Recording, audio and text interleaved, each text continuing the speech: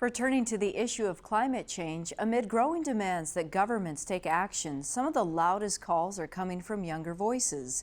In a return to our occasional commentary series, Own Words, we heard from University of Arizona students Kline and Daniel Casanova.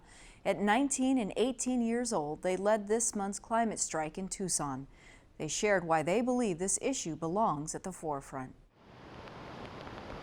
Climate change is one of the most important societal issues that we all face because the Intergovernmental Panel on Climate Change reported that if we do not reduce our 2010 carbon emissions by 45% in the next 10 or 11 years, give or take, we'll be facing irreparable damages for our planet by 2030. This is the moment because if we do not act by 2030, by the time that I am a 30-year-old adult, our planet will be facing irreparable damages if we don't make change.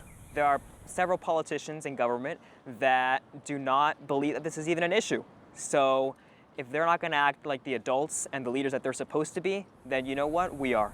This is an issue that every single person, regardless of party affiliation, is going to have to deal with. Each and every single one of our politicians and representatives needs to understand that this is going to exacerbate whatever issues that they run their platform on. Whether or not climate change exists, we're past that. That should not be argued, period.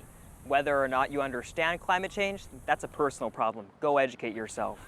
As individuals, we should be making sure that we're sourcing our clothing from sustainable suppliers, making sure that we're eating less meat because it requires a lot more resources to produce, making sure that we're driving less, biking more. All of those things that we can do as individual people, if they're done by millions, have a large-scale impact. Striking is a wonderful way to get the public involved and to make sure that legislators know our voices are there and are strong and are loud and are going to hold them accountable. But now we have to do so. Send letters to the offices of your representatives. We saw it in the abolitionist movement. We saw it in the civil rights movement. Grassroots movements work, and this is exactly what this is. We're going to keep fighting until we see change.